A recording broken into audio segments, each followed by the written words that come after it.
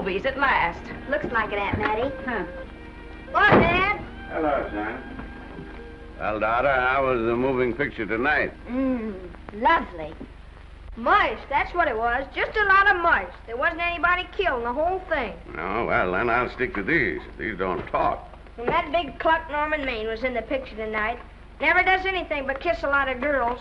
Norman Maine is one of the best actors in pictures. You and your movies, that's all you think about. You shouldn't be allowed to go to them at all if you're asking me. Too bad I was so busy in the kitchen. I didn't hear anybody asking you. Hello, Granny. Hello, darling. But of course, no one ever listens to me. They do if they're within 10 miles of you. Gadding around picture shows. House all cluttered up with movie magazines. And the other day, I caught her talking to a horse with a Swedish accent. Now, sis, we're only young once, you know. Ah, Hollywood. You'd better be getting yourself a good husband and stop mooning about Hollywood. Do you know what she wants to do? She wants to go to Hollywood. I've known it all along. I've seen her making faces in the mirror and talking to herself. That's what comes of your movies. Why, what would you do if you did go to Hollywood? I'd be an actress. I would, I tell you. I've always known I could. Guys, wouldn't it be wonderful to have a movie star in the family? Oh, Miss Blodgett, may I have your autograph? You may not know it, Alec, but you're practically on your way to bed. Oh, Miss Blodgett, you're my favorite actress. Won't you tell me the secret of your success? Oh, let me alone. I asked her, what's come over you? I'll tell you what's come over her. She's just a silly little girl whose head has been turned by the movies. And the sooner she forgets the whole thing, the better off she'll be. Why will I be better off? What's wrong with wanting to get out and make something of myself? What do you do that's so much better? Just because you're satisfied to sit here all your life, you think you can laugh at me. Well, someday you won't laugh at me. I'm going out and have a real life. I'm going to be somebody. You know, if it was spring, I'd say give her a good dose of sulfur and molasses.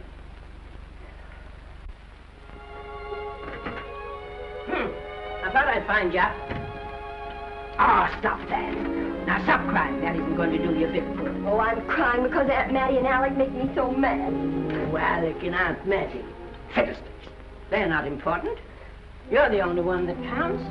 Esther, everyone in this world who has ever dreamed about better things has been laughed at. Don't you know that? Oh, I suppose I do, But there's a difference between dreaming and doing. The dreamers just sit around and moon about how wonderful it would be if only things were different. And the years roll on and they grow old. And by they forget everything, even about their dreams. Oh, I don't want to be like that. I want to be somebody. Oh, yes. You want to be somebody. But you want it to be easy. Oh, you modern girls give me a pain. When I wanted something better, I came across those plains in a prairie schooner with your grandfather. Oh, everyone laughed at us as they did at all the other pioneers. They said this country would never be anything but a wilderness. We didn't believe that. We were going to make a new country. Besides, we wanted to see our dreams come true. Oh, Granny, it must have been wonderful. It was wonderful. But don't you think for one single minute that it was easy, Esther Blodgett. We burned in summer and we froze in winter. But we kept right on going and we didn't complain because we were doing what we wanted to do. Can you understand that? Yes, I can. Could you do it? Could you do it even if it broke your heart? Because remember, Esther, for every dream of yours you make come true, you'll pay the price in heartbreak. Oh, I know what I'm talking about. You may not believe it, but I was a young girl once. A very pretty young girl. A lot prettier than you are. And I was in love with your grandfather. And when some Indian devil put a bullet through him, it felt as if it had gone right straight through my heart, too. But I remembered all he taught me, and I went right on. I buried him out there in that wilderness with my own hands. And I went right on that same day. And I kept right on going, even when your mother was born. Oh, Granny, I want to make it worthwhile.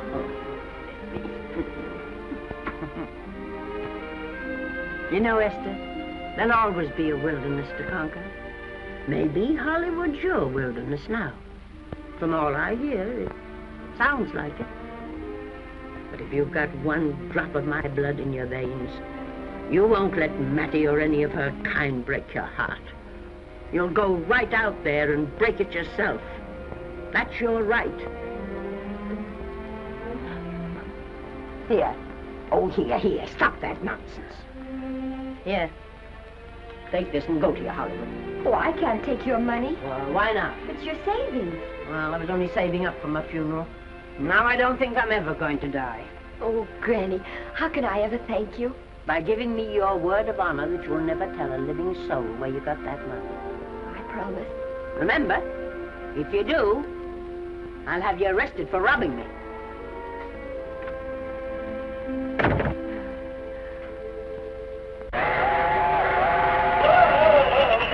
Here we are.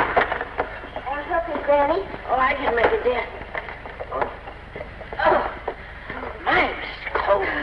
I kissed Dad goodbye. Just a little kiss. He didn't even wake up. I bet you didn't try that on your Aunt Mattie. Oh, Aunt Mattie. Think of her face when you tell her. I am thinking about it. I've waited for that chance for 30 years. Here she is, girl. Oh, thank you, cousin. Good, huh? Well, come on. Here's your prairie schooner.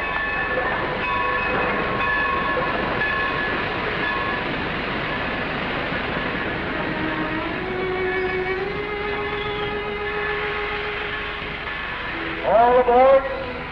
Oh, Granny. Go on. Goodbye, Granny. Goodbye. I'll be waiting for you in those movie pictures. Don't tell Mattie. You know, my eyes are not as good as they used to be, but my ears are all right. So you remember, talk up good and loud. All aboard. Bye. Bye. Bye, Granny. Bye.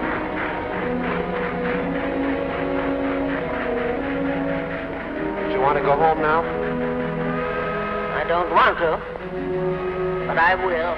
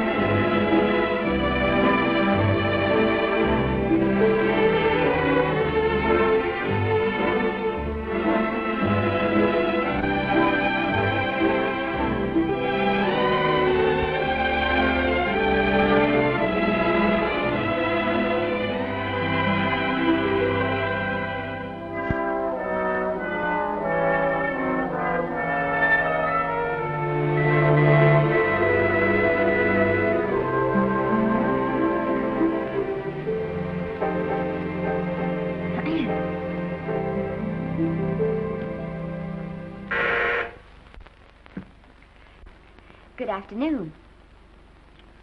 Day, week, or month? Well, it's a little hard to say. You see, I'm going into the movies. Well, you better take it for a week. It'll break your jump to Beverly Hills. Are all the studios really near here? All except Gaumont British.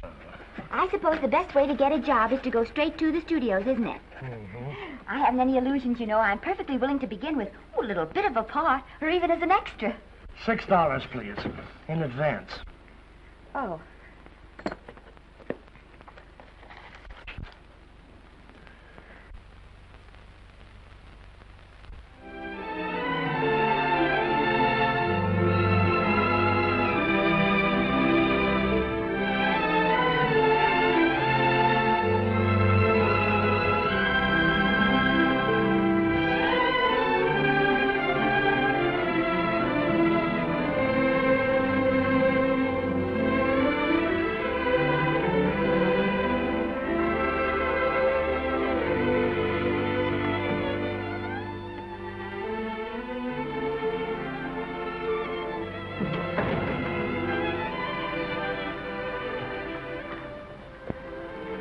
I beg your pardon. I'd like to register for extra work. How long have you been in Hollywood? Well, it's about a month now. We haven't put anyone on our books for over 2 years. Come here. I'd like to show you something. Casting, later, casting, later, casting. Every time you see one of those little lights flash, it's somebody asking for a job. Every time you hear them say, try later, it means there isn't any job. You can't keep the girls at the switchboard long, they go crazy. Every one of those little lights thought it was going to be a star. Still want to go in the movies?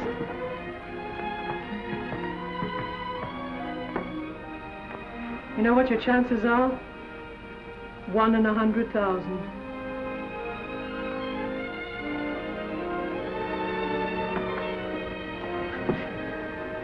But maybe I'm that one.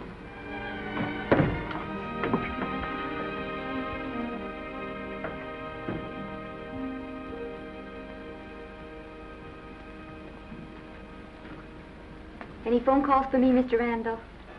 Oh, no. Jesse Lasky and Sammy Goldwyn must be writing letters instead. How's the luck today? And there wasn't any.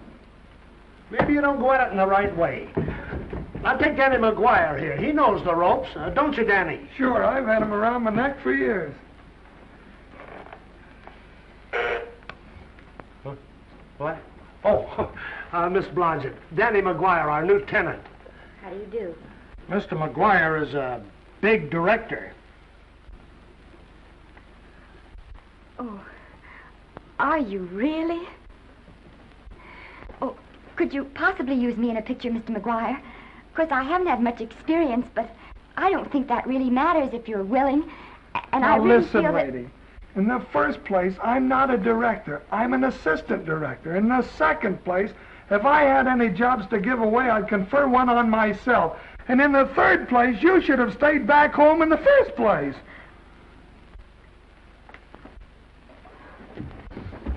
Oh, now look what you've done. Hey, wait a minute. Hey, don't be that way.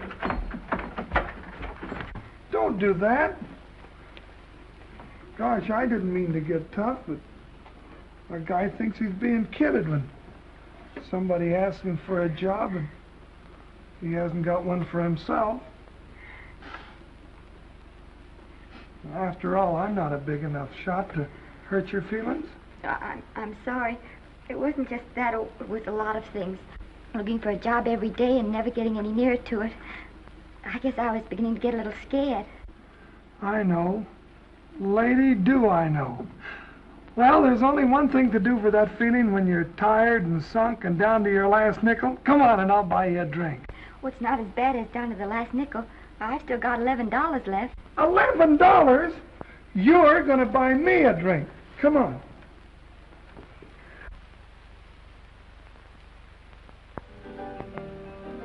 That's right, George. There's nothing like a little rum to take away that milk flavor.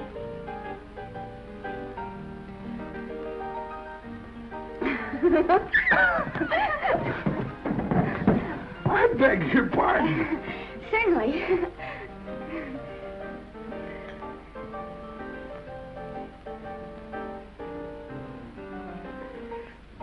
when I sign my contract, the first thing I'm going to do is see that you direct every picture I'm in. That's my pal. Of course, I'm going to be perfectly nice about it, but I'll just insist. Now, that's the way to talk. Don't let them lick you. Oh, I should say they can't lick me. If they try anything like that, well, I just won't sign. Now, that's right. What have you got to lose? Another one of these and we'll open our own studio.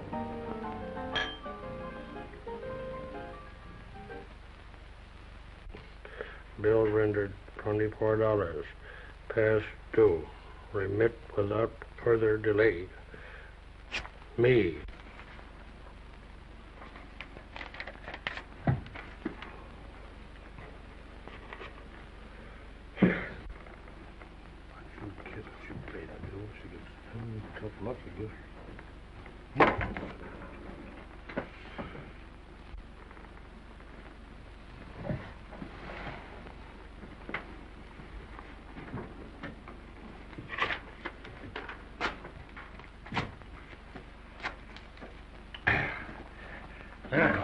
Fifth race. Tri-cap. Who's riding tri-cap?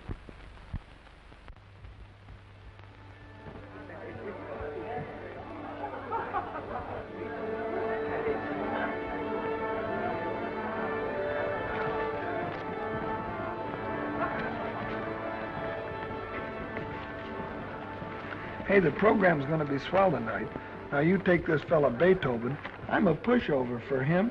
And Chopin, well, he's not so dusty either. But I kind of wish that once in a while they'd play something you could sort of go out whistling, you know, like blood on the saddle, blood on. Well, there's a tune. Hey, why don't you throw your hat in the air or something, can't you? This is a celebration. My job starts tomorrow. I know it does, and I think it's swell, Danny. Gee, I wish you were in on it, too. But, oh, no, it would have to be a war picture. One of those big novelty numbers, a war picture without any beautiful women at the front. Oh, well, something will happen soon. Maybe. Why don't you go home, kid? Oh, Danny, I can't do that. I came here, and I've got to stay. Well, now, if it's on account of money, I can... Thanks, you've given me enough already. Anyhow, this is no time to be worrying. This is a party. Look at all the people. Everybody in the world. Look. That's Norman Maine.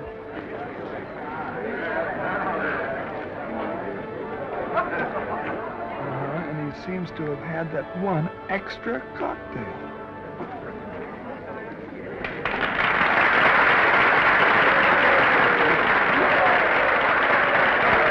Oh, thank you.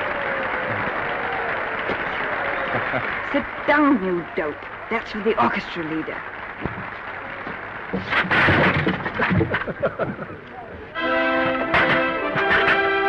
All right. Come on, Norman. Oh, Mr. Maine. Mr. Maine, put your arm around Miss Regis. Arlo, this is a Hollywood bowl. Oh, afraid of crowds. Go on, get out of here. What's the matter? You getting too big to bother with photographers? Don't want any pictures taken now. Oh, is that so? Well, supposing I take it anyway. If you do, I'll shove that brownie number 2 of yours down your throat. Thank you, Mr. Maine. No, stop it! Stop it!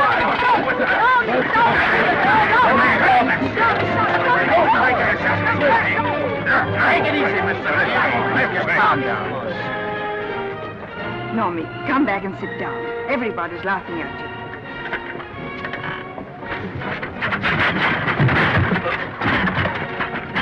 All right. Hi, Norman. Is he always like that? Well, I suppose he has to sleep sometime. Oh, and he's so wonderful on the screen.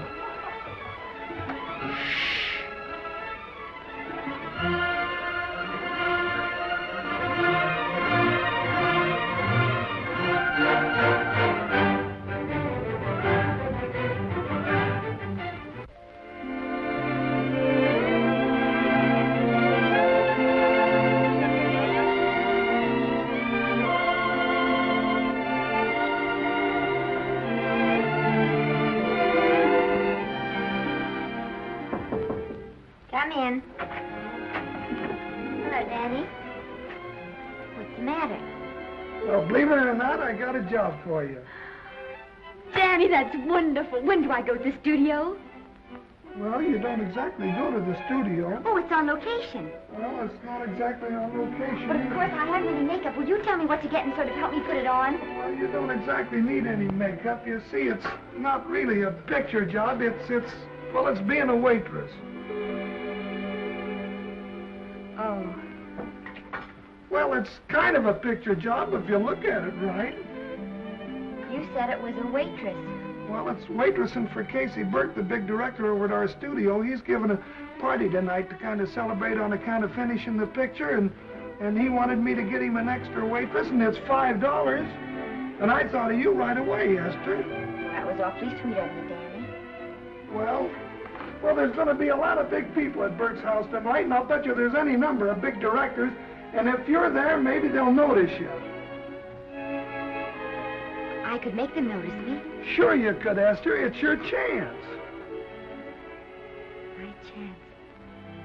All right, Daddy, I'll do it. Oh, but I can't. I haven't got the right things to wear. To wear? Oh, yeah. Now, you don't think the wardrobe department's right next to my office for nothing, do you? A perfect fit.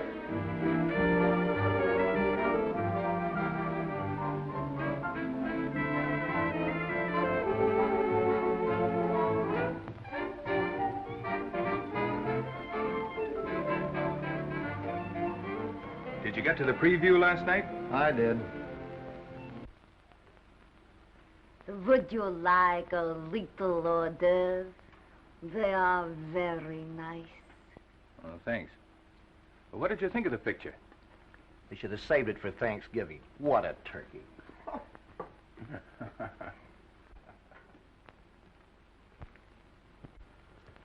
Will you have some hors d'oeuvre? You do like hors d'oeuvre, don't you? I don't think there's anything so enjoyable as hors d'oeuvre before supper, and these are rarely delightful.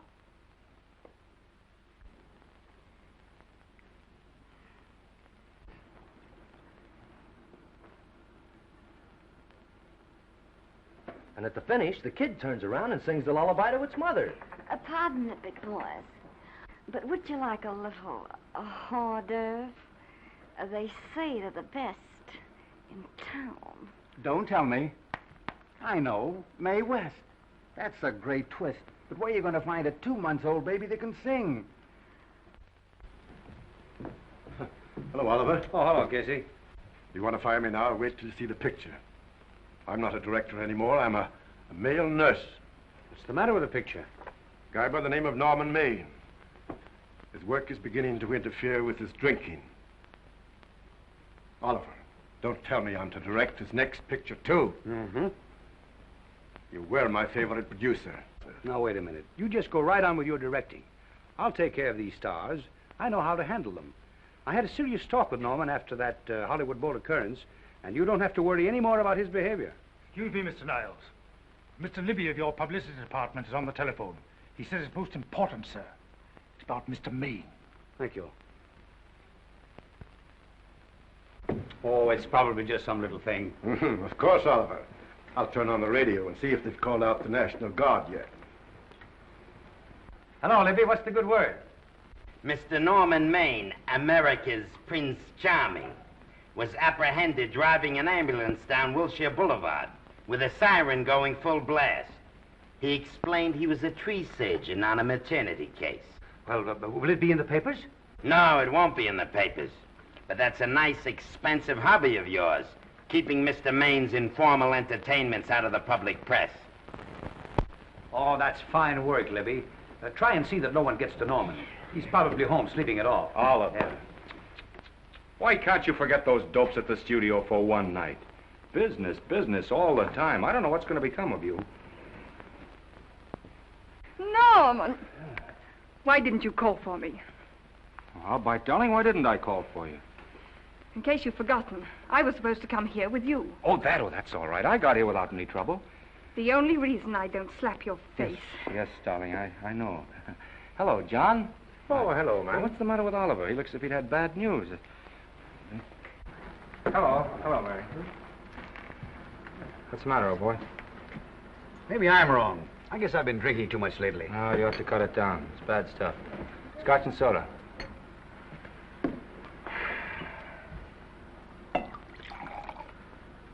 Come on.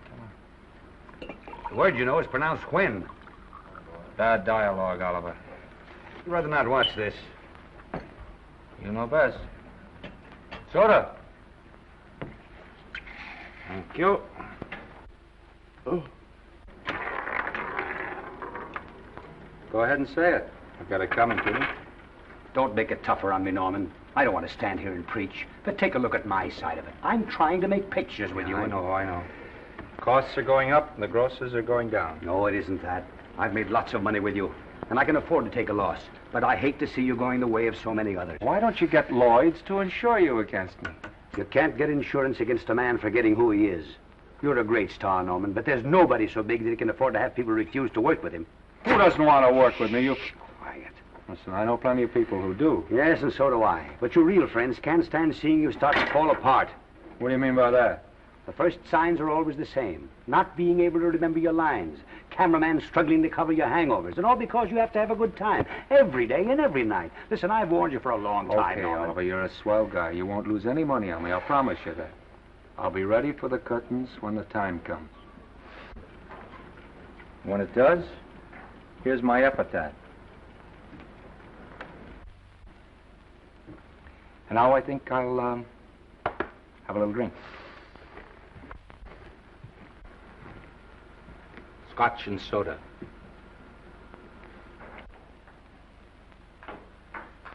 Scotch and soda. Oh.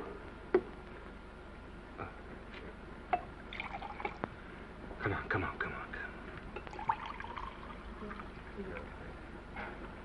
A little soda? Caviar? No, thank you. Yes, pardon me. Ah, lovely. No, I mean the caviar. Mm-hmm. No, don't go away. I'm starving. Really. Which would you take? Well, I don't know. You know? I don't know either. It's hard to choose. Well, I think I'll take caviar. Mr. Maine doesn't care for any more. Do you, Normie? No.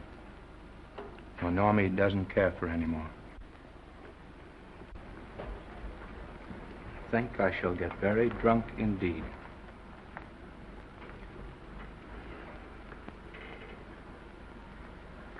Scotch and soda. Sorry, I had something.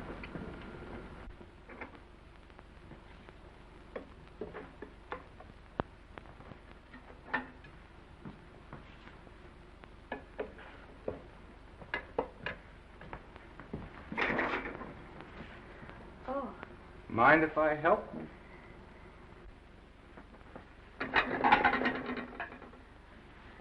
Won't they miss you? Oh, no. They'll just look under the table, and when they see I'm not there, they'll forget the whole matter. Hey, what's your name? Esther Blodgett. My name's Maine. I know. You do?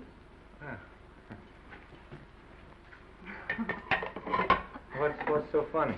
I was just thinking about all your fans and how surprised they'd be to see you here helping me put plates away. Oh, they don't know my finer side. They'd be pretty envious of me, meeting you this way in person. Oh, you do? Well, tell me, are you disappointed? Yes. Oh, now you've done it. Oh, never mind that. That makes the room look lived in. Tell me, why are you disappointed? I was sitting behind you at the Hollywood Bowl the night you didn't want to be photographed. Yeah. I'm told I crept into many a heart that night. Oh, I can never explain this. You know, you have very pretty hair. You better get out of here. And a sensitive mouth. And a charming little dimple. Precisely why are you here instead of with the rest of the guests? I'm just trying to be helpful. I see. Are you sure there's no other attraction? Well, it might be that my old mania for putting plates away is coming back on me. It's rather odd. I always know where I can find you if there's a pretty girl around. It's not only odd, it's embarrassing. You're being deliberately insulting, Norman. I put up with this for long enough. Dear, don't lose your temper. Remember, we must try to keep the voice low. I know you'll excuse us if we go on with our work.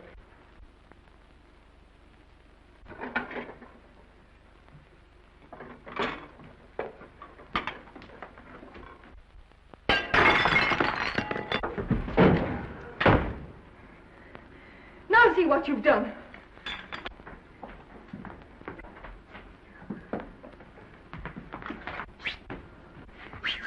Come here. Help me up. Are you hurt? No more than usual. Come on, the wolves are on us. We gotta get out of here. Oh, I can't. The dishes aren't finished. Oh, yes, they are.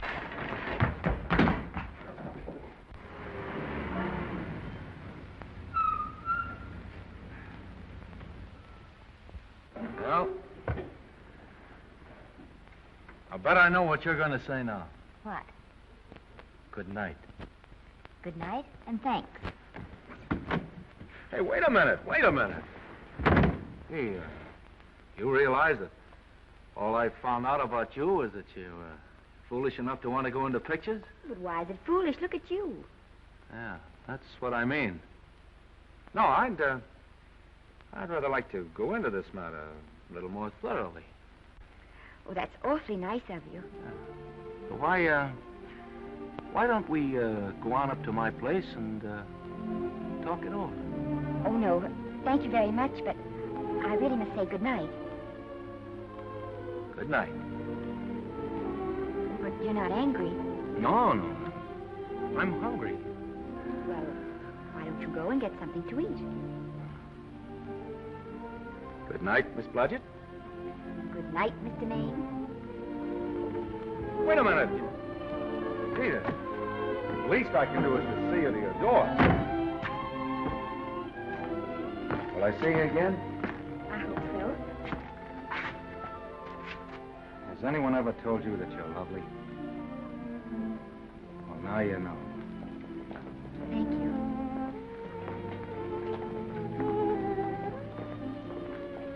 This is hard to say, but I want to say it anyway. You know, on the screen, I'm a, you know, in private life, I'm a, you know. But whatever I do, I still respect lovely things. And you're lovely. You understand? Yes, I think I do. And it isn't that bump on the head that's doing this. Well, I'm glad.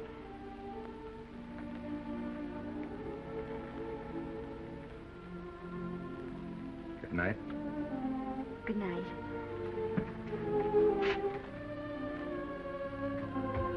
Hey! Do you mind if I take just one more look?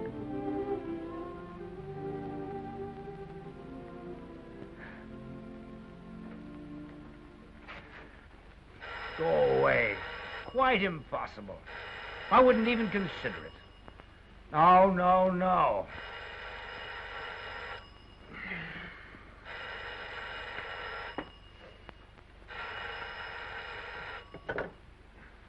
Hello? Who is it? Who? Norman? What have you done now? You're not in jail, are you? Oh. Yes, I see. Oh, it's that again. I see. She's beautiful. Yeah, I know. You want me to give her a screen test? Yeah, certainly. She's got wonderful possibilities. Oh, you know she's got something. Well, you knew all the other ones had something, too. Oh, no. I tell you, Oliver, she's got that sincerity and honestness and a... sincerity and honestness that makes great actresses.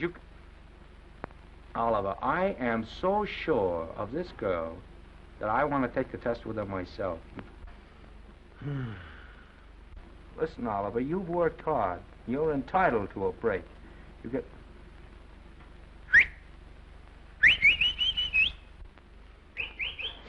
Yes, I heard you. Anything. Anything! Yes, yes. Yes. Yeah. Oliver, look. You try to get a little sleep now, old man. Right. All right, boy. Good night. Now tell us.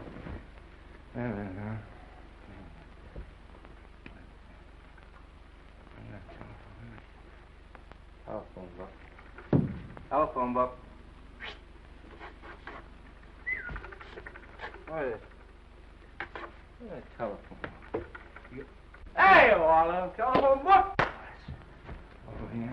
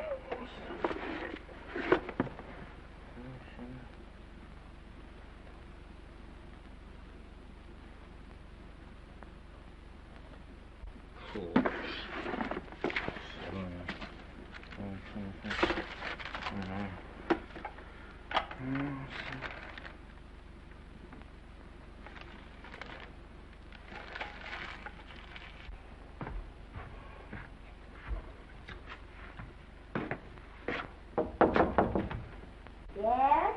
Telephone. For me? Some drunk trying to be funny says he's Norman Maine. Oh, thanks. I'll be right down.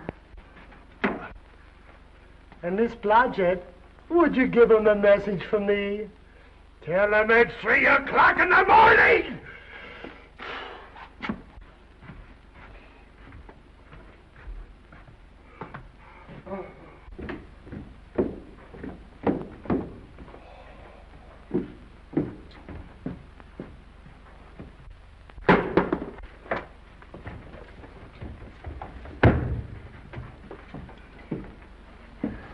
Hello? What? Oh. Oh. Oh. Oh, yes. I'll be there. Oh, thank you.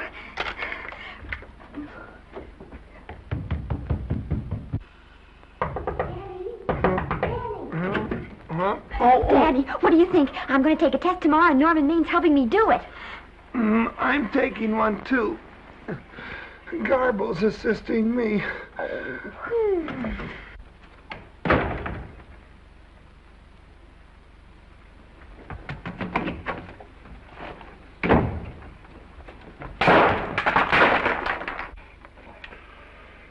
Oh.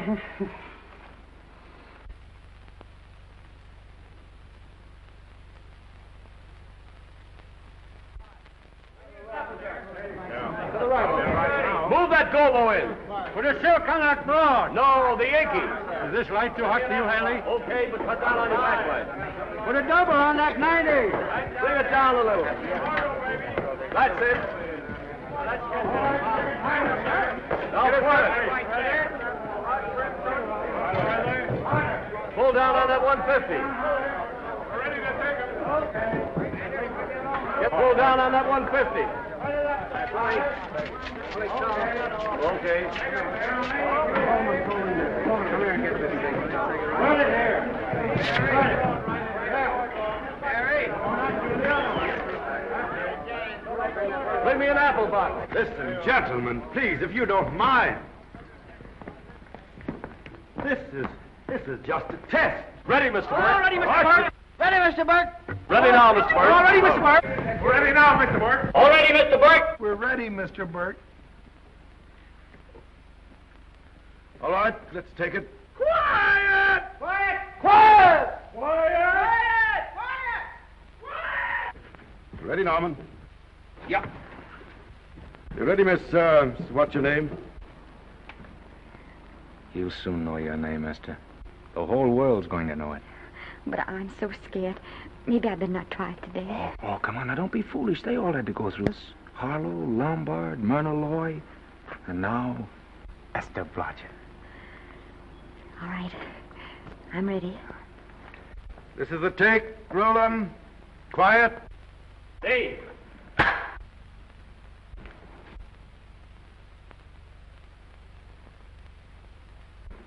I may as well tell you that my whole organization thinks I've gone a little nuts to sign you. Well, maybe they're right. I've been nuts before. You see, all the experts seem to think that your type is a little mild for present-day taste. But I rather believe that tastes change, like eyebrows. And I think that also, like eyebrows, tastes are going back to the natural. You look like a nice girl. I think I'm going to like you. That's not important. I think the public will like you. That is important. Oh, yes. I see what you mean. I mean, I know it is. Only don't think it's going to be easy. Nothing you really want is ever given away free. You have to pay for it. And usually with your heart. Someone else told me that once. But you still have to work it out for yourself. Oh, well, all this is just a long way of saying, I'm glad you're with us and good luck to you. And now I'm going to turn you over to our demon press agent, Libby. Don't let him frighten you. He has a heart of gold, only harder.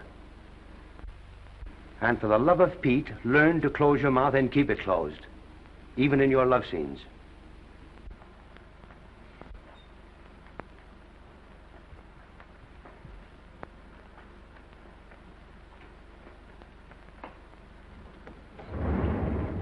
Are you a Russian?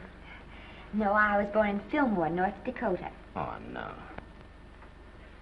First saw light of day in a mountain cabin, a trapper's hut, high up in the Rockies. Go on. Well, I always wanted to be an actress. Dreamed of footlights as Lonely Kitty. Are you sure there's no Russian in your family? Positive. That's a shame. Well, what does your father do? He's a farmer.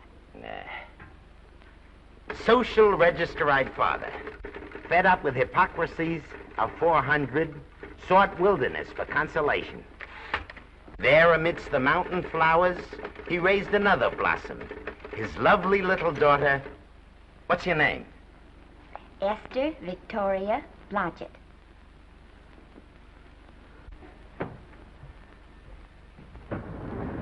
Greatly appreciating your attention in this matter, very truly. Do you know what her name is?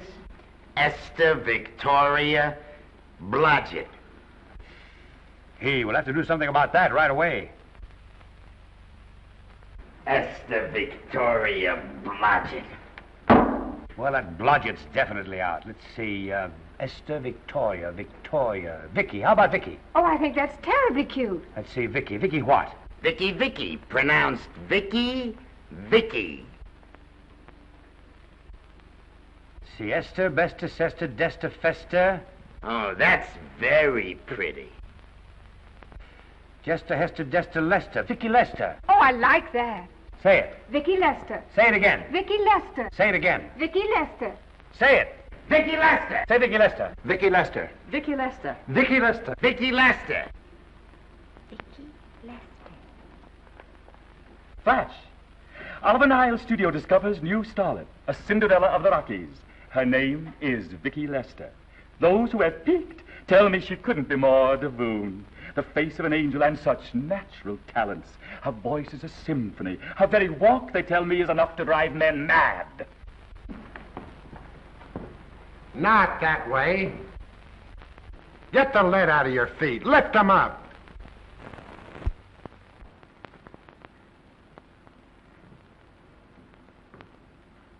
That's better. It's terrible, but it's better. The quality of mercy is not strained. It droppeth as the gentle rain from heaven. Cease. Through the mouth, my child, through the mouth. The nose is for smelling roses. Proceed. Does she have to look surprised all the time?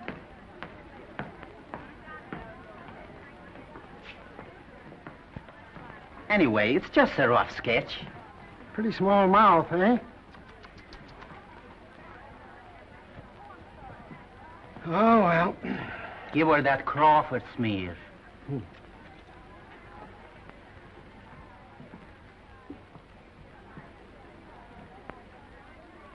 This'll give her that Dietrich. Yeah.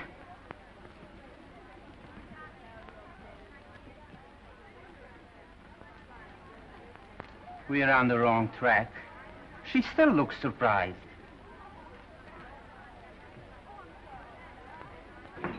Listen, dress people. We're shooting on the set this morning, not in the commissary. Now, come on, snap into it. Acme Trucking Company? No, Mr. Smith is not in.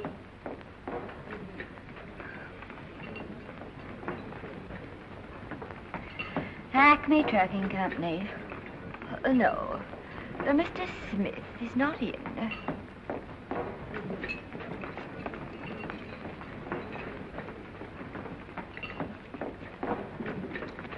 Good morning. What can I bring you, Mr. Maine? That just shows how long you've been here. Neighbor, bless you.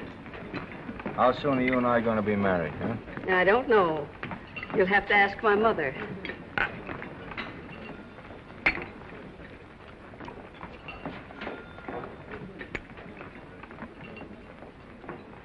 Acme Trucking Company? No, Mr. Smythe is not in. Acme Trucking Company? No, Mr. Smith is not in. Acme? No, Smith ain't in.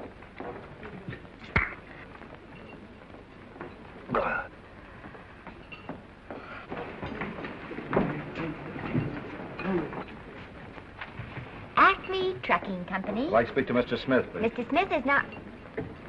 Oh, Norman. What's all this between you and Smith? I've got a part. It's only one line, but it's in the picture. Well, it's ambition that made you break that date with me last night. Well, I had to be here so early this morning, and So did I. I had to stay up all night to make it. you've started your picture, haven't you? No, we're still in the testing stage. You can't seem to get the right girl for the lead. Gee, you'd think with all the girls there are that... Yeah, I know, but this one's got to be different. She's got to be little and cute and sweet and intelligent. Well, blow me down. What? Well, close my tired old eyes. What is it? Hold everything. Come on. Come on.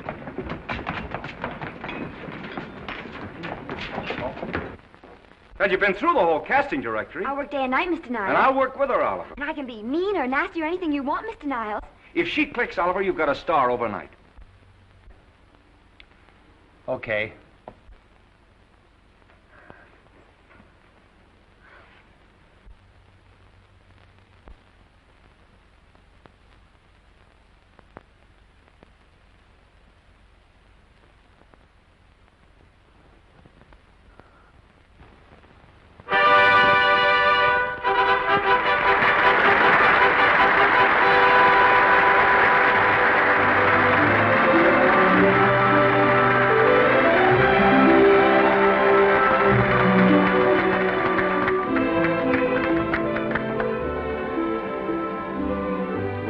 At the end of the picture.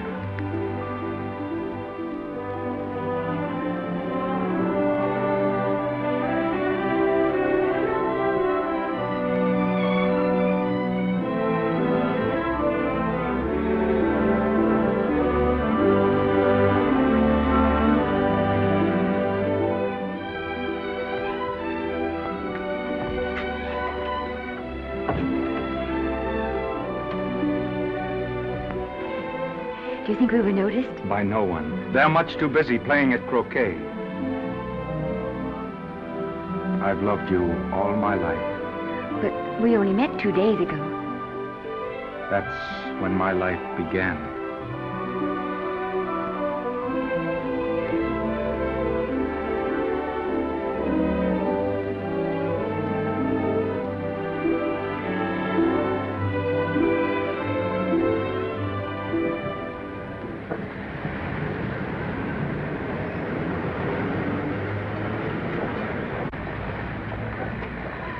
she cute? You know, I think she's the same type I am, don't you? I think she's sweet. Well, it's Vicki Lester's picture, all right. I think she was much better than he was. These producers are so horribly down. They won't know how good she is. Well, maybe it's because she's a good girl. No, Maine's not so bad, but it's Vicki Lester they'll go to see. Isn't she, darling? I think she's the most precious little thing I've ever seen. It's a knockout, Libby. You might mention that when you write your review. That Lester kid's a gold mine. Didn't you like Norman Maine? Was he in it? Libby, I'm afraid we have another hit. Huh? It's in the bag, neatly tied up with beautiful pink ribbons. Say, where are Norman and Vicki? I don't know. I thought you had them. I wish they'd come. We're having a party at the Trocadero. Isn't it thrilling running away from people? Norman, it's so exciting, So new. A star is born. Come on, run.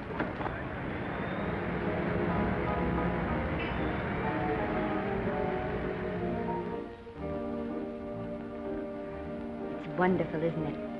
A crazy quilt. Oh, it's a carpet that's spread for you. It's all yours from now on, you know. Come, Esther. You're a success. You'll have everything in the world you want. I hope it'll make you happy. Hasn't it you? But then there was one thing I never had. Lots of times I told myself I'd found it, but I always knew I was lying. Still, I never stopped looking for it. Maybe it'll come. Well, I think it has come, Esther.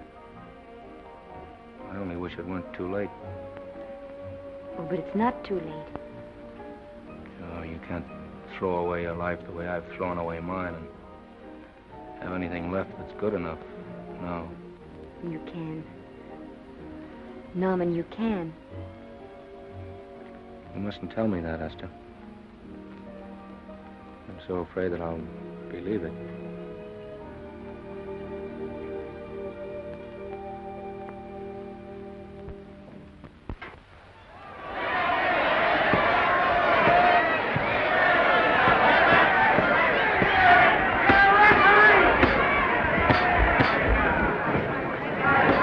Gotcha. Shoot your right.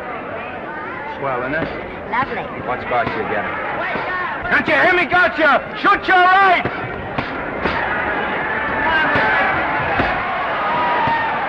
He's down! Gotcha got him! Gotcha got him! He did, didn't he? Yeah, but he'll be up, though. You like it? Sure I did. You like me? Sure I did. Ooh, that reminds me. Will you marry me? No, thank you. Come on, Gotcha, finish him. Why won't you marry him? Wasn't that dependable? Hey, shoot your right! Throw away your money? Break him up in there. Break him up. Drink so much. Well, suppose I quit drinking. Yes? Come on, Gotcha, shoot the right in there, the right! Suppose I save my money. Yes? There he goes, let him have it! Suppose I became absolutely dependable on all occasions. Yes?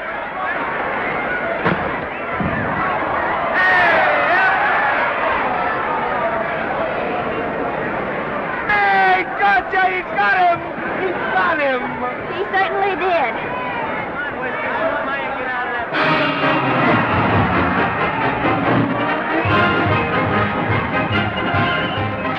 Gee, that was a beautiful fight. Norman. What, dear? All that to me if I said I'd marry you? No, certainly not. I was just supposing.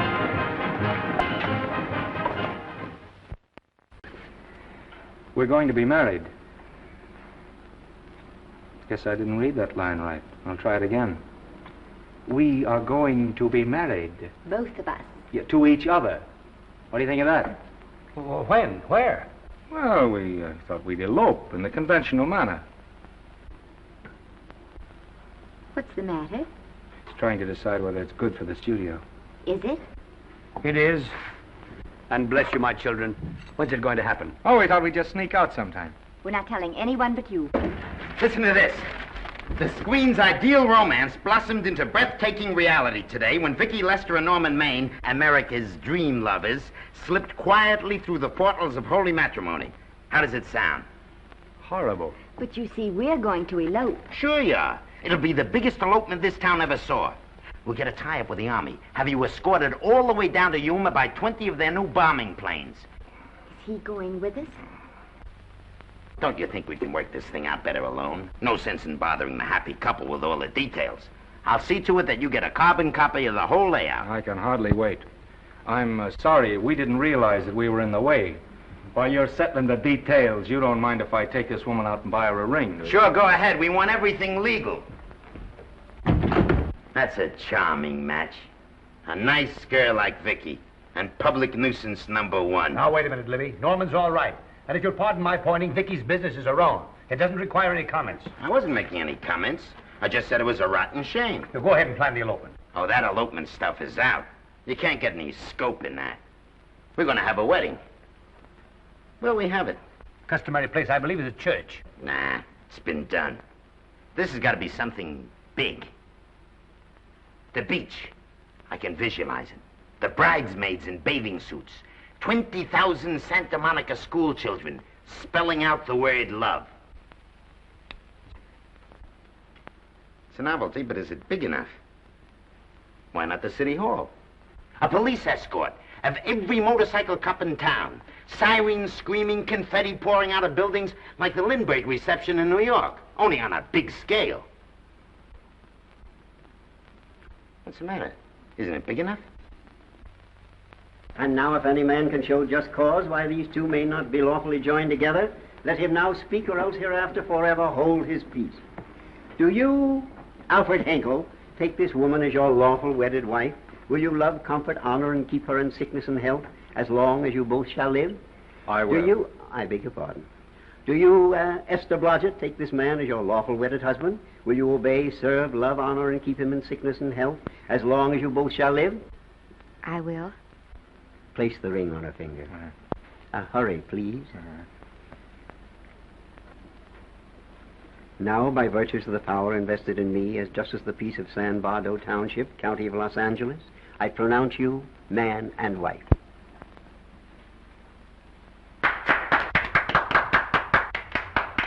Quiet! And now I must exercise my prerogative of office. I hope you'll be very happy, Mrs. Henkel. Thank you. Thank you, sir. Oh, Thank you Danny. very much. Now, if you'll please sign the license. Oh, yeah. You know, Mrs. Henkel, I can't help but believe I've seen you somewhere before. Oh, really? Well, I believe this is the first time I've ever been in San Bardo. You know, your face is familiar, too, Really? Mr. Henkel. There I you are, want- sir. Thank you very much. Oh, thank you, sir. Thank you. Goodbye. Goodbye. See you again. Yes, goodbye. No, I don't mean I'll see. No. Yeah, I think you got by with it. But it was close. That JP was just beginning to remember where he'd seen us. Well, anyway, we got away from Libby. Hello, Toots. If you will be kind enough to glance between my shoulder blades, Mr. and Mrs. Henkel, you will find there a knife buried to the hilt. On the handle are your initials. Lovely to have seen you, Libby. Pull him, pull him, Danny.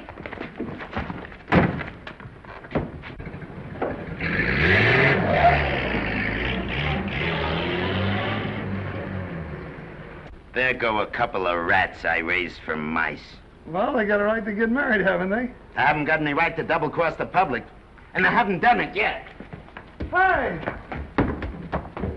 People versus Porky Washington, who is charged with violating Section 600. Young man, you're in contempt of court. Operator, get me the Los Angeles Tribune. I've a good mind to put you under arrest. Wait till I make this call.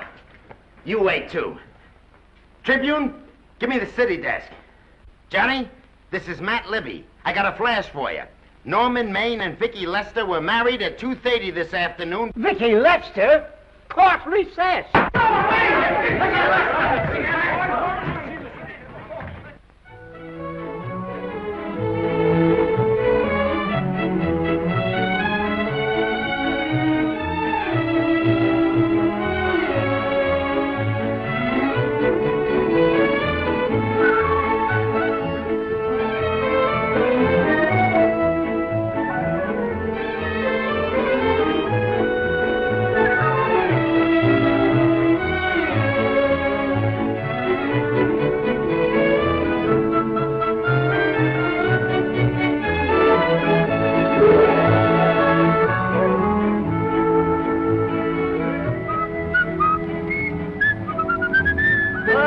Give me a horse, a great big horse, a great big buckaroo, and let me wahoo, wahoo, wahoo!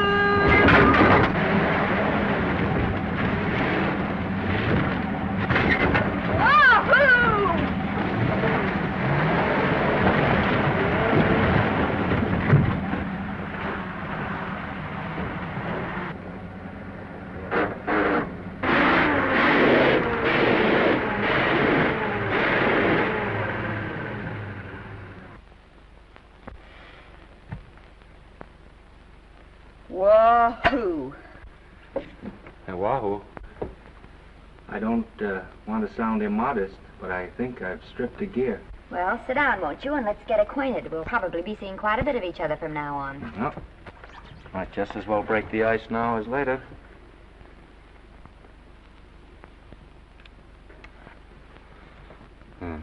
Now we're old friends. Say, have I got time for a shower before dinner? Plenty, if you can find a shower. I never can remember where that thing is. Does it pull out or slide under? Here, I think I can find it. No, it's the linen closet. Here it is. Nice work. Oh, half the time those things are just luck. I'll see if I can disinfect this steak.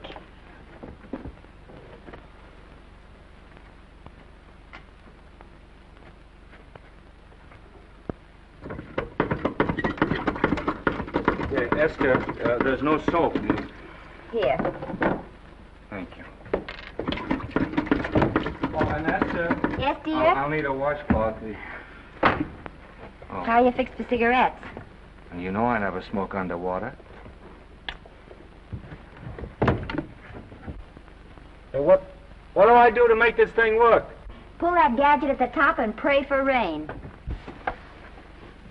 Well, I can't reach it. I can't get my hands up. If you've gone in there with your arms down, you'll never get your bath. Unless you're a contortionist. Yeah, well, I'm not a contortionist, and don't throw that up to me now. You knew it when you married me. Will you close this door, please?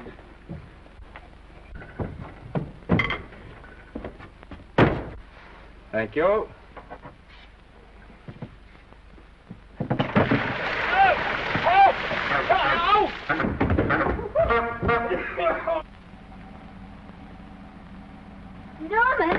Norman, here comes the car. You got it? Huh? Here, quick. Quick what? Quick, go out and stop them and ask for help. Oh, I'll catch cold. Oh, you'll get warm again. Yeah, don't, dear. They'll recognize me. Now, if you keep your face down, go on. There may not be another car for a week. Well, Howdy, partner. Howdy. Stuck? Yeah, how'd you guess it? Can you get us some help? Well, I reckon not. You know, it's a long way to town. We're pretty busy down at the place. Well, I got to get out of here. I've got my wife with me. Doesn't she like the country? No, and we're short of food. There's a lot of game in them woods. Yeah, well, my wife can't shoot. Well, you're sure up against it. Sorry I can't do anything for you. Well, wait, listen, I'll be frank with you. I'm Norman Maine. Who? Norman Maine. Well, my name's Judd Baker. Glad to have met you. Well, so long. Hey, wait a minute. Listen, you don't... So you're Norman Maine.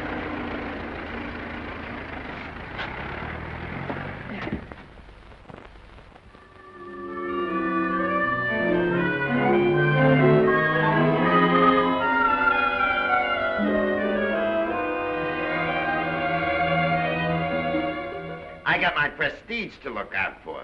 I'm supposed to be the best publicity man in the racket, and they laugh themselves sick when I even try to get a decent mention of Maine. Yes, I know how sensitive you are, Libby, and I don't like to see your feelings hurt. Thanks, boss. Now, Vicky, there's a dish for free space. But if Maine swam across the Pacific, the papers would keep it a secret. Well, the exhibitors don't like him, the critics don't like him, the public don't like him, and I don't like him. Who likes him?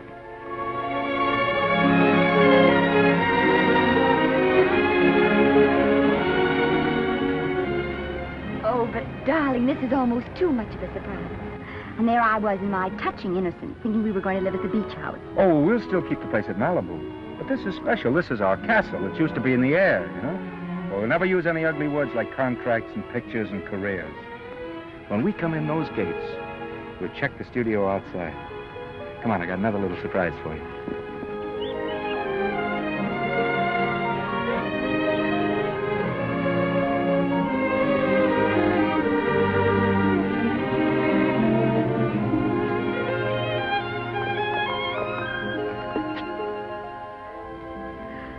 Norman, it's lovely. So are you lovely. The whole world's lovely. Hey, hold it!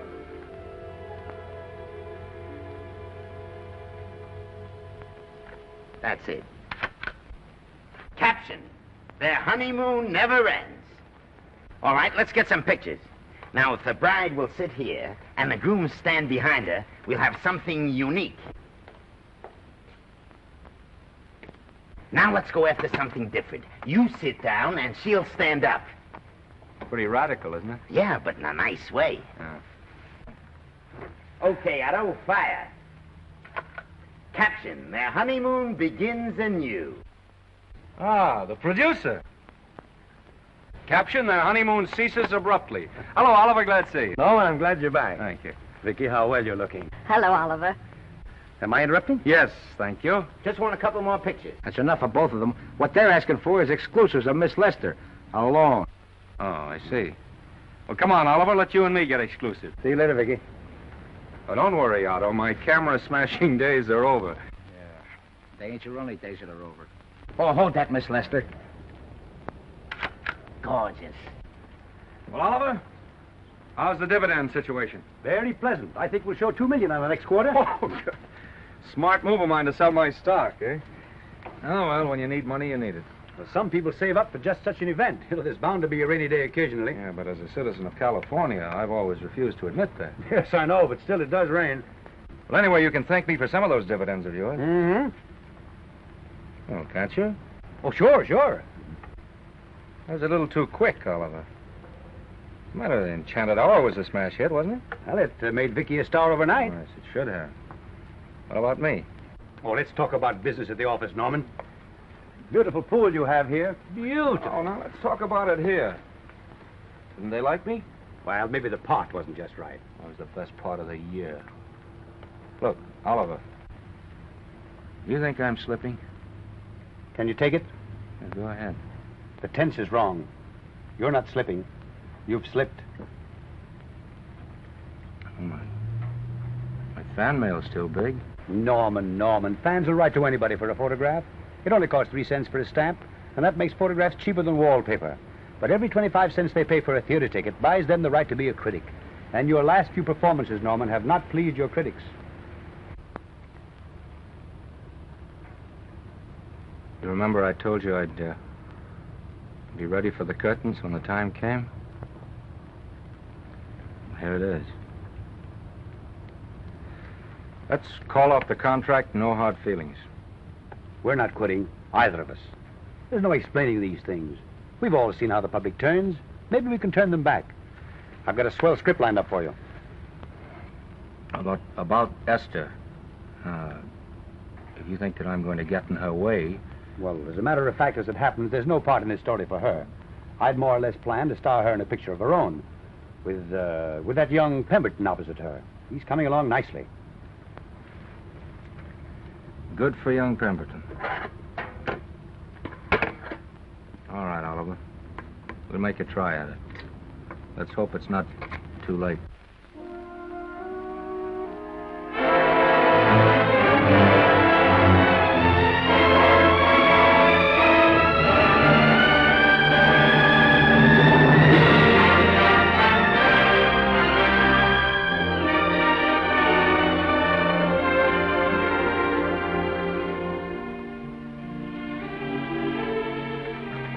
No argument. I'll buy those. Huh. The screen's most finished actor. I'll say he's finished. He keeps them away in droves.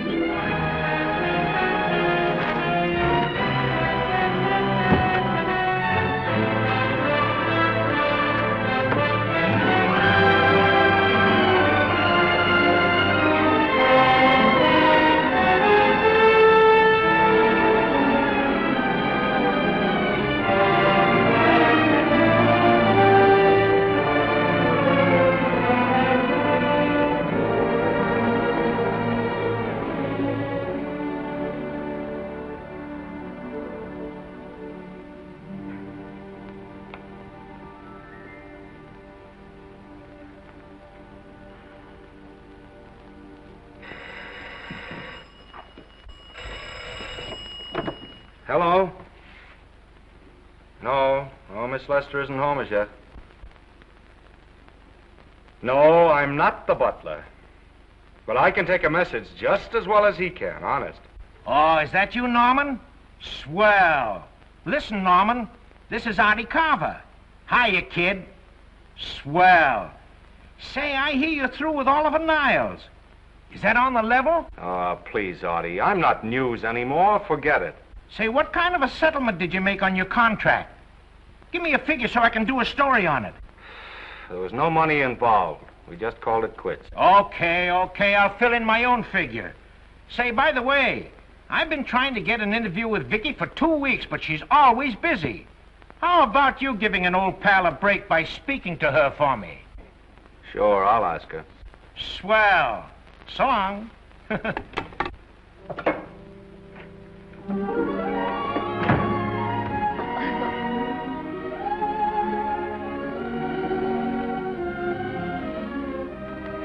I didn't mean to be late, darling, but Casey wanted All me... right. You're here now. What's new today? Nothing. Haven't been out of the house. Let's go somewhere tonight. No. You're tired. We'll stay in. I'm not tired, really. Oh, yes, you are. You've got a hard day ahead of you. Anyway, I see so little of you, I'd like to have you to myself. Oh, but it's the servants' night out. We haven't any Yes, we dinner. have. I fixed a little snack with my own lily white hands. I'm learning to cook in my spare time. Then I think I'll marry you. Oh, I get it. You want to make an honest cook of me, huh? Comes in on wheels in this joint.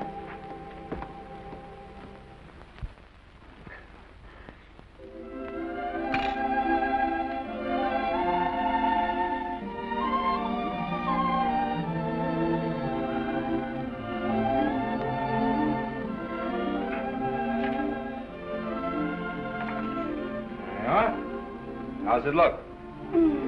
Wonderful. Huh? That's what I thought. Now then, don't be formal, just pitch in. Yeah?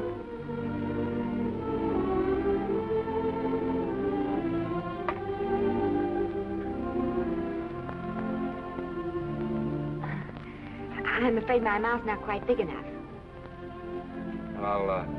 I'll measure it next time and make them to size. A little hard to lift, too.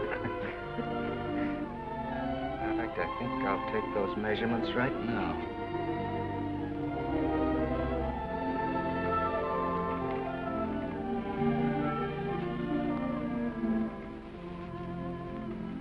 And that's what I wait for. All day. That's why I rush home without even changing my costume.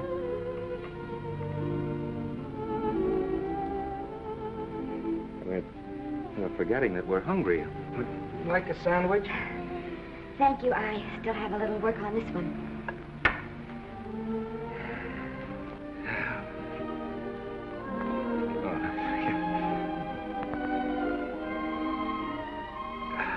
Norman, will you unhook my dress? I can't breathe. Mm-hmm. You know, all the time I thought it was the kiss that made you breathless.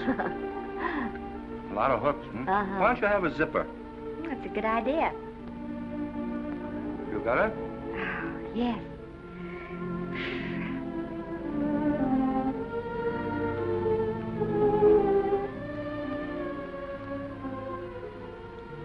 Don't look now, but I think that guy on your left is in love with you. I hope so.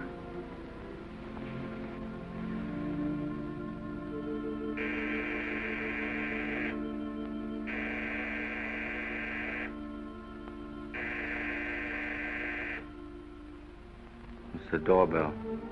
Is it? Maybe they'll go away. Oh, I never do at a time like this. Here. Just a minute, dear. I'll be right back.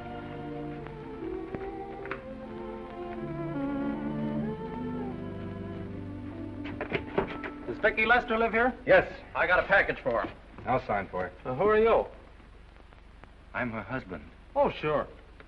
Sign right here, Mr. Lester.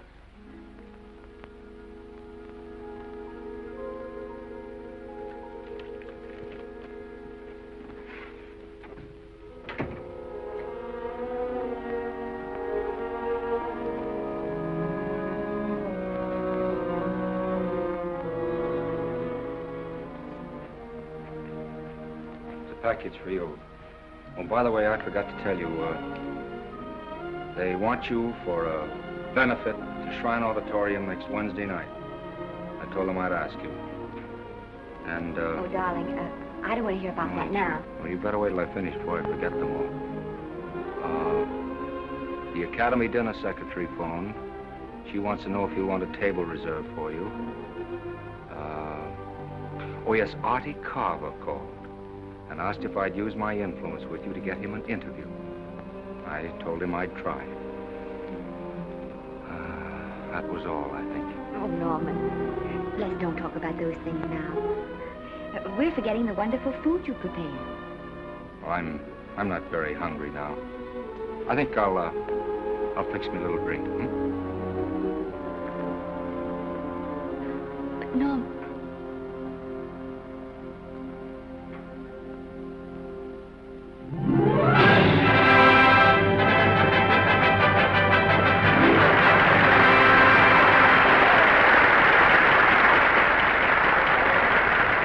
Norman would come. Oh, stop worrying. And think how nice that statuette's going to look on your mantelpiece. Do you suppose anything's happened to him? But of course not. He's just been held up in traffic. You think about that statuette. And now we arrive at the climax of the annual dinner of the Academy of Motion Picture Arts and Sciences, the highest award within our power to bestow. We have already applauded with our hearts as well as our hands, while awards have been given those gentlemen who during the past year have rendered distinguished service to the motion picture industry. We now pay honor to the ladies, or rather to one lady. We offer to her the Academy Award for the finest performance of the past year. She has already had the world's acclaim, but this is the tribute of her fellow workers, the men and women of this industry. It is not only my pleasure, but my privilege to present this award to the actress who created the unforgettable Anna in Dream Without End, Miss Vicki Lester.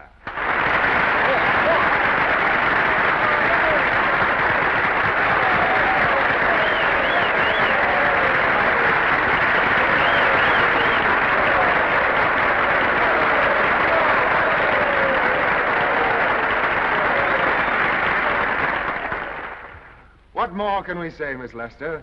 This says it all for us.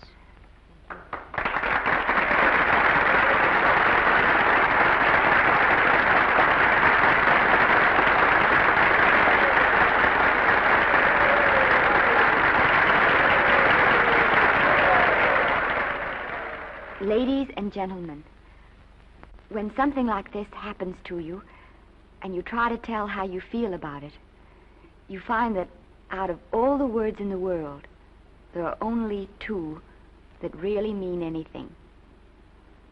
Thank you. All I can do is to say them to you from my heart. All I can do is to keep on saying them. Hey, that's fine. All this thing. That's a very pretty speech, my dear. Very pretty. You said the right thing. I want to be the very first one to congratulate you on that valuable little piece of bric-a-brac. Now I want to make a speech. Gentlemen of the Academy and fellow suckers, I got one of those once for a best performance. They don't mean a thing. People get them every year. What I want's a special award, something nobody else can get. I want a statue for the worst performance of the year. In fact, I want 3 statues for the 3 worst performances of the year, because I've earned them. And every single one of you that saw those last masterpieces of mine knows that I've earned them. Libby, start the music. What I'm here to find out is, do I get them or do I get them? Now answer yes or no.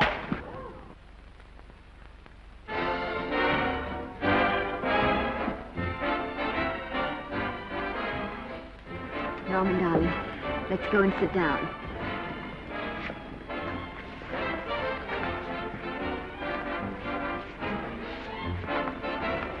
Come on, Norman, sit to that. Glad to see you, Norman. Hello, Norman.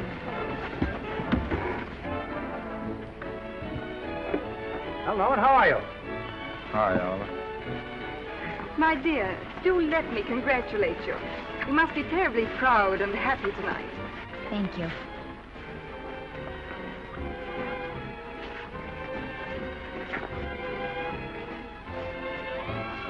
somebody give me a drink.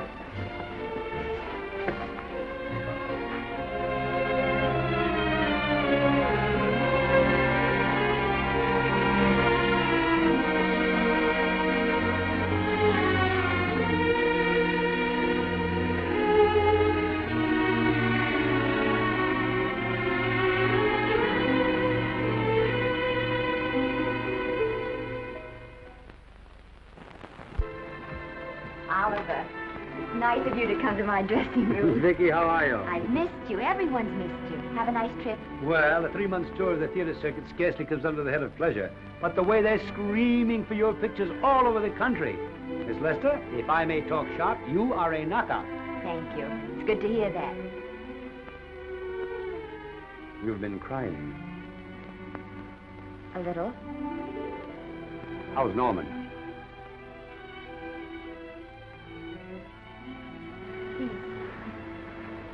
Well, he's trying awfully hard, Oliver. Letting Norman leave this studio was the hardest thing I ever did. There was nothing else I could do. I know. Has he been... Is he all right? He's gone to a sanitarium. He really wants to stop drinking. And I think he could only... Well, perhaps if he could start working again, there would be some encouragement. Oliver, could you do that? Yes. Oh, thank you. But he mustn't ever know I told you. He won't know, and you mustn't worry. I want you to keep up your good work in this picture. I'll try, Oliver. That's the one thing I can do for you.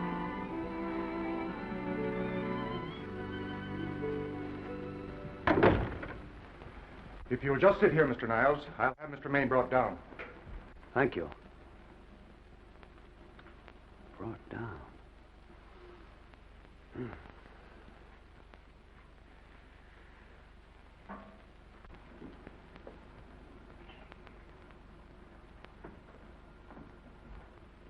Hello, Oliver.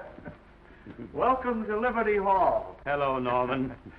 Well, no, Mr. Niles isn't slipping me a case of scotch, Cuddles. This is just a handshake. This is Cuddles, Oliver, my social secretary. We go everywhere together. How are you feeling, Norman? Fine. Getting along remarkably well, Cuddles tells me. He says you ought to see some of the boys. Let's sit down. Yeah. Cuddles, we really don't need you. Touching, isn't it? Can't bear to have me out of his sight. Are you comfortable here, Norman? Comfortable. It's positively luxurious. They even have iron bars in the windows to keep out the draft. How much longer are you going to be here? Oh, well, I'm really cured now. I'm just staying on for an extra week or two to get in good shape, you know. After all, there's no particular hurry to return to the cameras. That's what I wanted to talk to you about. I've got a script with a fine part for you in it. Gee, Oliver, that's great. That's great. Who plays opposite me? Well, it is not exactly the lead. Young Pemberton's doing that. But I tell you frankly, I consider your part better than the lead. Oh, I see. It's better than the lead. Well, of course, it isn't terribly long. But it's one of those parts that makes an impression on you. They'll be thinking about you all through the picture. Mm-hmm. Well, the thing is, Oliver, I'm pretty well set at another studio. I'm not at liberty at the moment to tell you which one. You know yourself how those things are. Of course. But it's a big picture. He's one of the biggest of the year. Mm-hmm. And the part. Every actor in Hollywood would give his teeth to play it. See. Well, that's fine, Norman. Naturally, that will tie you up for a while. But we won't get to this picture for some time. And perhaps, if you want to consider it for later on, well, we'll be... I'll tell you, Oliver, you'd better not count on me. See, I've got several pictures lined up after this one. Then they're talking to me about England. You know, they're doing some very interesting things over there, you know. Mm-hmm. Hey. What is it, Cuddle? Speak right out. We all love you. Your dinner. Oh, yeah, we dine at 5:30 here. Makes the nights longer. Well, goodbye, Norman. I'm glad to see you getting along so well. Be out in no time. I'll have to introduce myself all over to a lot of people. They won't know me when I'm not drinking. Goodbye. Goodbye, Norman. Thanks for dropping in. That's fine. Yeah. Well, Cuddles? Alone at last, eh?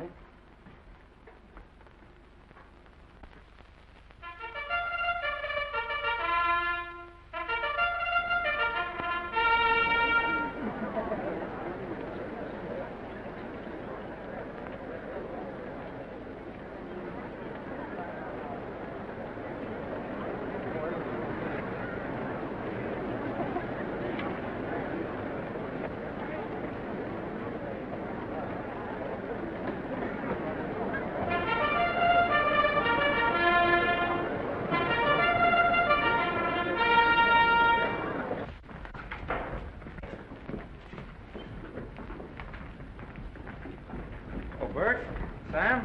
How are you, Marion? Oh, hello. Hello. Hello, Normie. Glad to see you. How I hate to run into these has-beens. They give me the creeps. Me too.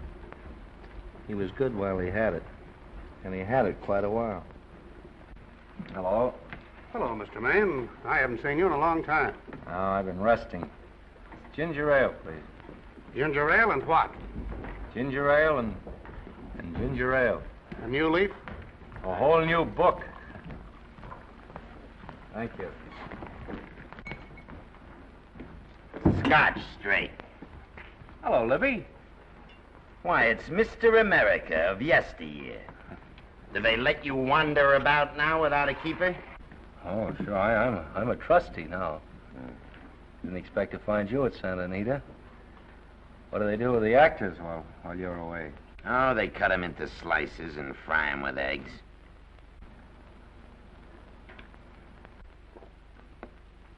I suppose you'll be here all the time, now that you've retired from the hurly-burly of the silver screen.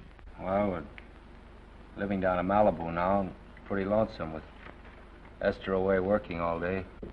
Well, I wouldn't squawk about that if I were you. It's nice to have somebody in the family making a living. Oh, wait a minute, Louie. I don't want to forget that we're friends. Friends, my eye. Say, listen, I got you out of jams because I had to. It was my job, not because I was your friend. I don't like you, and I never have liked you. Nothing made me happier than to see all those cute little pranks of yours finally catch up with you and land you on your celebrated face. Where do you work, Libby? Always wait till they're down, then kick 'em. I don't feel sorry for you. You've fixed yourself nice and comfortable. You can live off your wife now. She'll buy you drinks and put up with you even though nobody else will. We're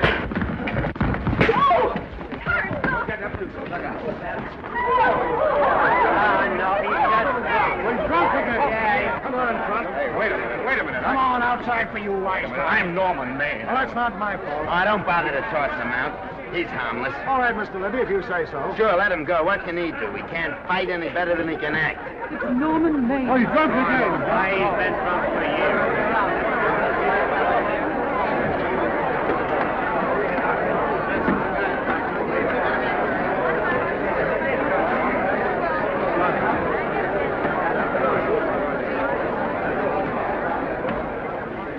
Give me a scotch. Double. Leave the bottle here.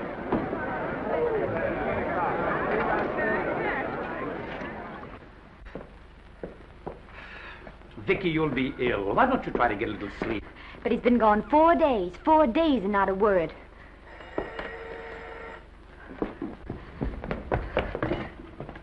Oliver, I can't. I just can't. Hello? No, this is Oliver Niles speaking. What? Where? Thank you. What is it? Nothing. Oliver, tell me. He's in the night court. He's been arrested on a drunk charge. Now, he's all right. He isn't hurt. I'm going right down and get him out. I'm going with you. Vicky, it isn't any place for you, and if it gets in the papers, What do there'll I be... care about the papers? I'm going with you.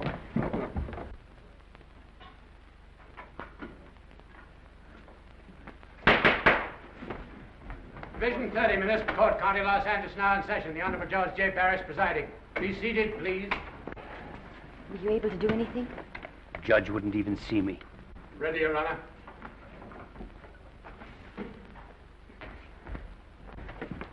I want to advise you that you're entitled to be represented by counsel, to be confronted by the witnesses that may testify against you, to compel witnesses to attend on your behalf to a public and speedy trial by the court or by a jury, and the right to be admitted to bail.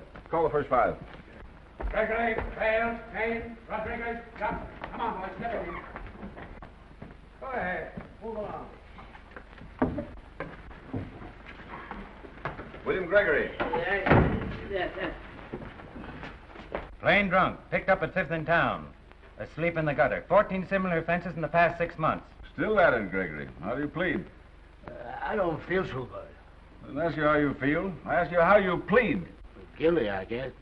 When did you get out the last time? Just before Christmas. Well, I'm sorry you'll have to miss New Year's, but you'll be out in time for Washington's birthday, 60 days. Milton Rails. Plain drunk, picked up on Brooklyn Avenue, given treatment at receiving hospital, then removed to jail. How old are you, Rails? 17, sir. Did you take a good look at those men in the cell with you last night? Yes, sir. And have you taken a good look at yourself this morning? Oh, no, sir. Well, I suggest that you do. $5 or 2 days. Sentence suspended. Oh, Judge, Alfred Henkel, more commonly known as Norman Maine. Drunk and disorderly. Cracked car into tree at Sunset and Coronado. Evidently been drinking for days. Resisted arrest and injured one of the arresting officers. How do you plead? Guilty. You're Norman Maine, the actor, aren't you? You've come pretty low, haven't you? There's a man here who's had the advantages you've had. Look what you've done with him. You're nothing but an irresponsible drunk, driving about the streets with the power to inflict death or injury on innocent people. I think we'd better deny you that power for a while. 90 days in the city jail. Please wait.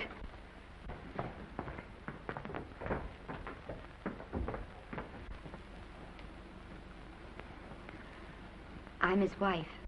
Yes, I recognize you, Miss Lester. Please, Judge. I promise you this won't happen again. I'll be responsible for him. If you just won't send him there. You realize that this man, when drunk, is obviously a menace to public safety? And you realize, too, Miss Lester, the responsibility you'll be assuming to this court and to the Commonwealth? I do. Sentence suspended. Prisoner remanded to custody wife. Thank you. You can get him at the jail entrance, madam. Jose Rodriguez. Plain drunk, picked up at 1st and Main, 2nd offense. How do you plead? I think I'm guilty, Your Honor. 60 days.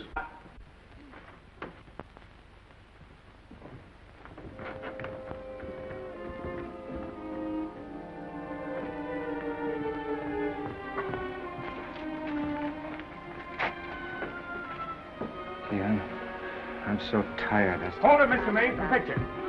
Oh, no. What about a statement for the press? Oh, no, please.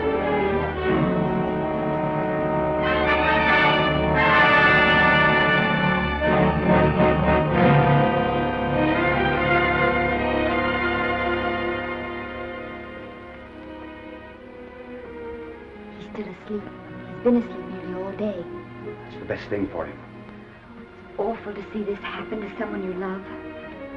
And know in your heart that it can't get any better. I only know that all I can do now is stay with him and try to help him. So will I. And between us, we'll take care of him. You're very fond of him, aren't you, Oliver? And I'm very fond of both of them. Then I know you'll understand what I have to tell you. And after what happened last night, I think you already know what it is. I can't do any more pictures. I'm going away for good with Norman. But you can't do that, Vicky. You're at the very peak of your success, and you've worked so hard to achieve it. That's what's been wrong. Oh, I've thought it all out. Maybe if I hadn't been away from him so much, last night and what went before, it wouldn't have happened. Oh, I know it's too late to think about that now, but it may not be too late to go away with him and start over somewhere.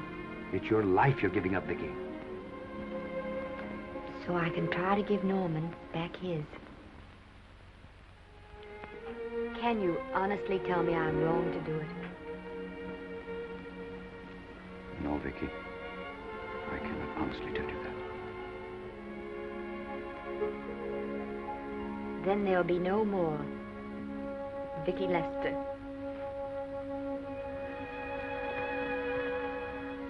Come on, walk to the door with me.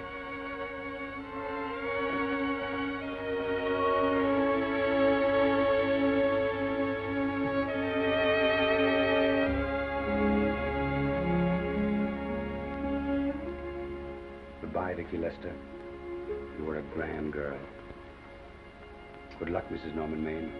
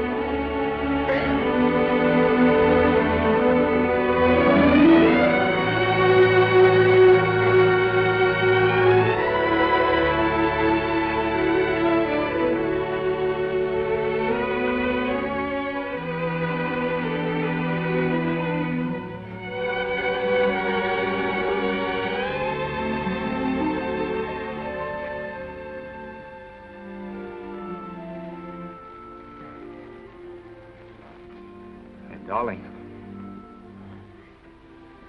this is Maine coming in to apologize again. I'm sorry, dear, but it isn't you. What other troubles have you got? None. I was just playing a scene with myself. Now look, I'm just coming out of the jitters and you're just going into them. This is a swell household. Isn't it? I'll tell you what we'll do. I'll promise to brace up if you'll go on the wagon. I guess I have been drinking too much. You know what I'm going to do? I'm going to be an athlete. You mean with great big muscles and everything? Well, roughly speaking. Gonna join the YMCA? It costs too much. And I'm going wading out in our front yard. Now? Sure. Would you like me to go with you? Sure, if you'd like to. No, me. I don't think I will. It might spoil this beautiful, natural wave. Yeah, I guess that's right. But, darling, look, could you have a hot toddy, some hot soup for me when I come back? Some hot soup? Yeah. And I'll make some of those nice sandwiches. Norman, do you have to?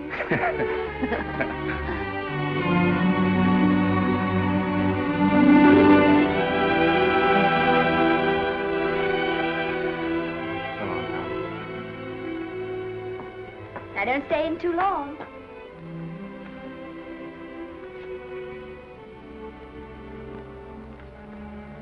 Hey! You mind if I take just one more look?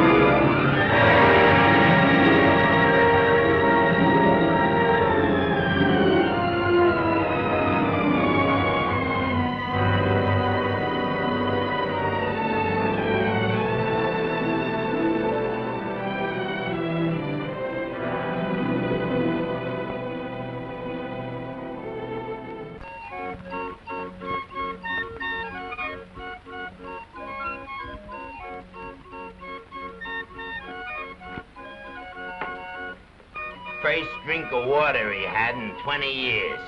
And then he had to get it by accident. Pardon me. How do you wire congratulations to the Pacific Ocean?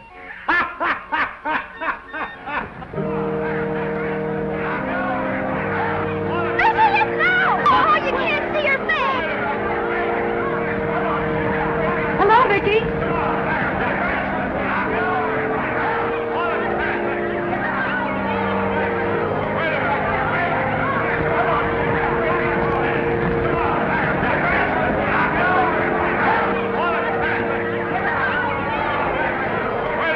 Can't you? Come on, Vicky, let's see your face. Vicky, will you sign my book for me? Write Mrs. Norman May. Don't you care, Vicky? You get over it.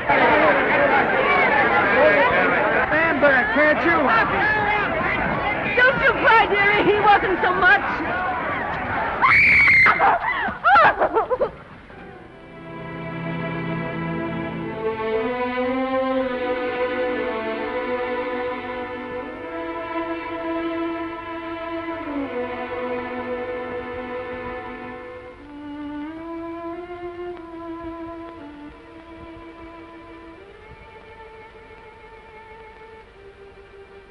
Do you mind if I take just one more look?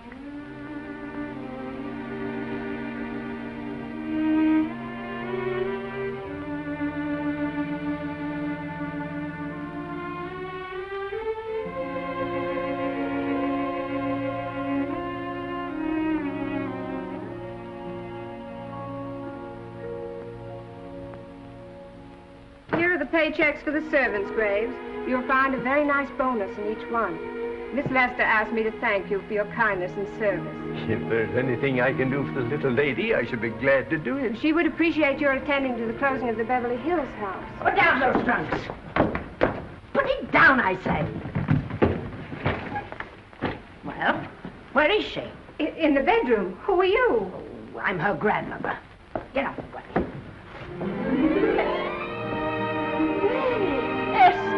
Granny, darling. Oh, I'm so glad to see you. What made you come? Oh, I know when I'm needed. Now get out of here. Go on, get out of here, all of you. I want to talk to my granddaughter alone.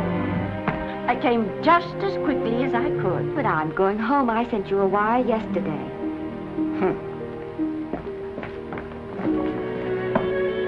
Sit down. Is it true that you're going to quit the movies? I never want to hear them again. What are you running away from, little girl? I'm not running away. It's just that I can't go on. My heart isn't in it anymore. Once I told you, if you get what you want, you have to give your heart in exchange. And you said you were willing. Do you remember? I remember. Well, it seems to me that you got more than you bargained for. More fame, more success, even more personal happiness. Maybe more unhappiness. But you did make a bargain. And now you're whining over it. I don't think I'd feel so very proud of myself if I were you, Esther. I'm not, Granny. But my mind's made up. Oh, then I'm sorry I gave you the money to come out here. It was just waste. Oh, but Granny... I was proud of you, Esther. I was proud to be the grandmother of Vicky Lester. It gave me something to live for. Now I haven't any. I know. Oh, I want to be strong, but I can't go on. I can't. You must. Tragedy is a test of courage. If you can meet it bravely, it will leave you bigger than it found you. If not, then you'll have to live all your life with a coward. Because no matter where you may run, you can never run away from yourself. I never knew Norman Maine. He wrote me a very sweet letter when you were married. He said you told him how much I meant to you. And I know just how much you must have meant to him. You know, Esther, I can't believe that wherever he is, he can be very happy, knowing that his death broke the spirit of the little girl he praised me so highly for raising. And I can't believe that he can be very proud, knowing that all his great love did for you was to make you a quitter. The car is ready, Miss Lester. We'll have to go now to make the train.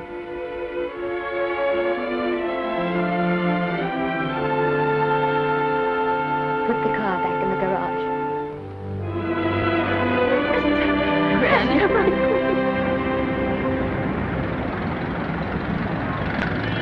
The entire picture industry has come to the Chinese theater for this opening tonight. It has come to pay tribute to a great star on her long-awaited return to the screen in what has been called her greatest performance. It has come to pay tribute to the girl herself. The girl who has won the heart of Hollywood. The girl who has won the heart of the world. Miss Vicki Lester. And if I'm not mistaken, Miss Lester's car has just driven up. Yes, it is she.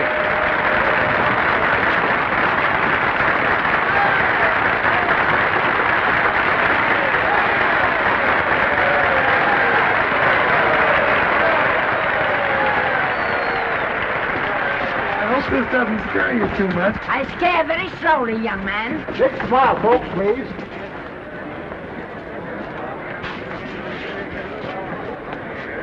They'll have your mug.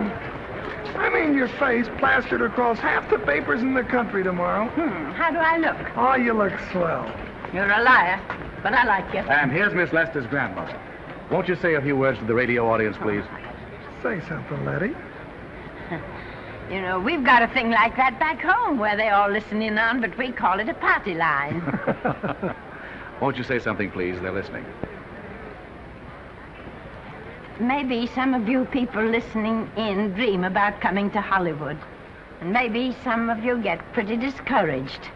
Well, when you do, you just think about me. It took me over 60 years to get here, but here I am. And here I mean to stay.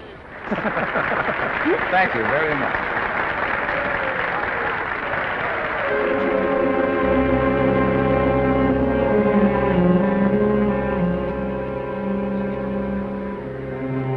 Miss Lester. This microphone is on an international hookup. Throughout the world, your fans are hoping that you'll say a few words to them.